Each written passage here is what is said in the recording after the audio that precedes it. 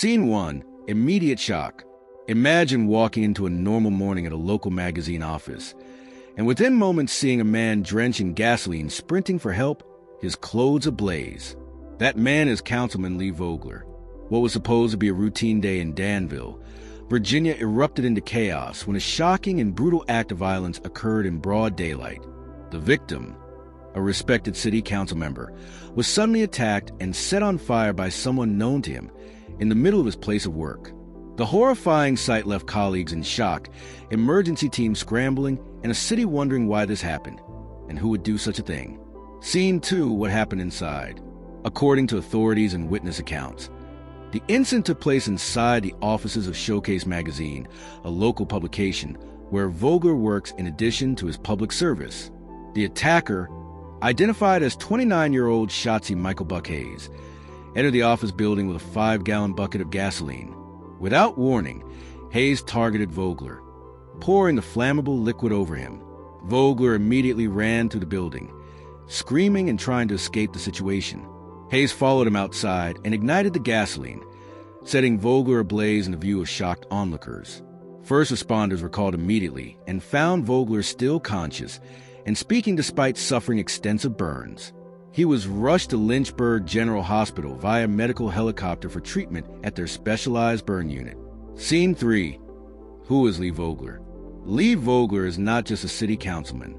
He's been a well-known figure in Danville's public life since 2012, when he was elected at just 24 years old, the youngest council member in the city's history. Over 4 consecutive terms, he built a reputation as an energetic and passionate leader focused on community development, public safety, and youth outreach. Beyond his political role, Vogler also works as a managing partner at Andrew Brooks Media Group and remains active in local causes. Many in Danville recognize him as a family man and dedicated father of 2 children.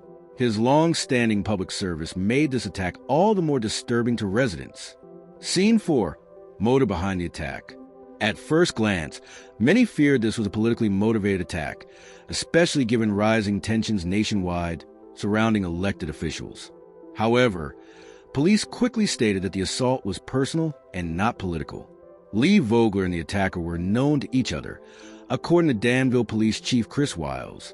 While the exact nature of their personal dispute has not been publicly disclosed, investigators say no evidence currently suggests the attack was linked to Vogler's role in public office. This clarification helps settle some immediate fears of political unrest, but raise more questions about the history between Vogler and Hayes. Scene 5. Criminal charges and investigation. Shotzi Hayes was arrested shortly after the attack a few blocks from the crime scene. He did not resist arrest and was taken into custody by Danville police. He has been charged with multiple serious felonies, including attempted first-degree murder and aggravated malicious wounding.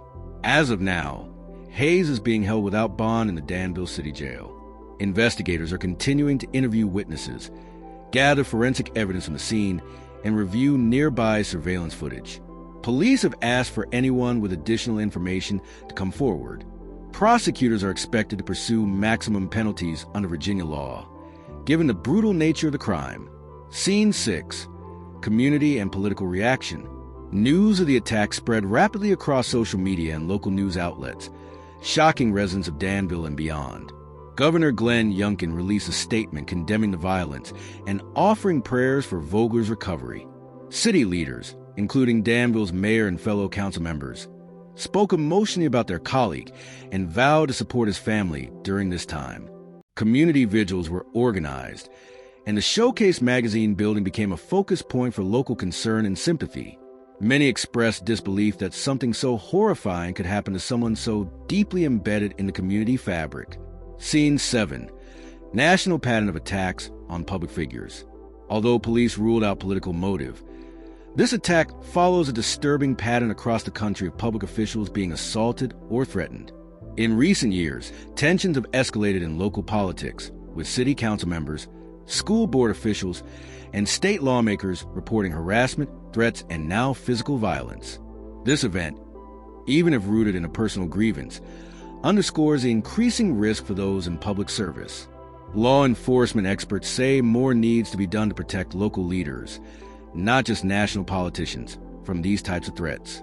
Scene 8, medical condition and recovery outlook.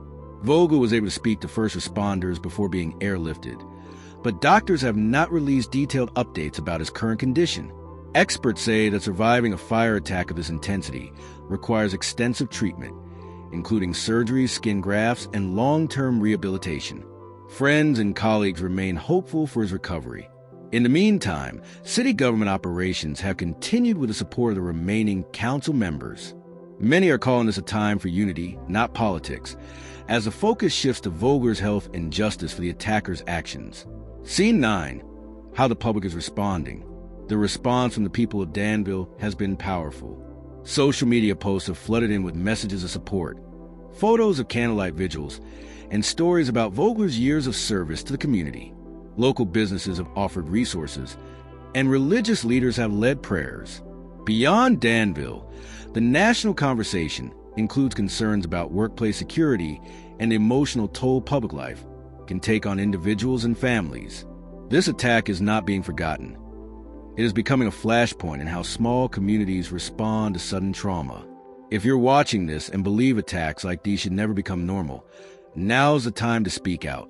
Please like this video so more people see what happened. Drop a comment with your thoughts, experiences, or support for Vogler.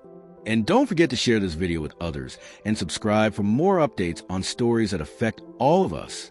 Your engagement helps us continue covering real, important news with depth and care. Scene 11. What happens next in the case?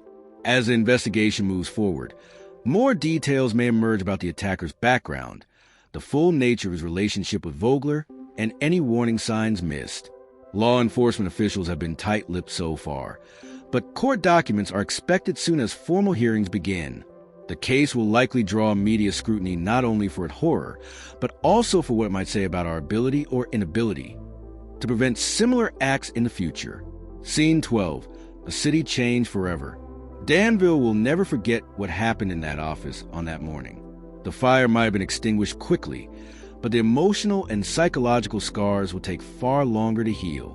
The city is now rallying behind one of its own, not just because he's a councilman, but because he's a father, a neighbor, and someone who believed in improving his town. This story is about more than just a crime. It's about resilience, justice, and a community determined to stand against violence. Scene 13, final thoughts. As updates roll in over the coming days, the nation is watching how Danville responds. Not with fear, but with strength. The hope is that this tragedy becomes not just a headline, but a catalyst for meaningful reflection on how we protect those who serve our communities. Whether the motives are political or personal, the outcome is the same. A man nearly lost his life, and a sense to let this moment remind us to stay vigilant, stay kind, and never let hatred win as act of violence.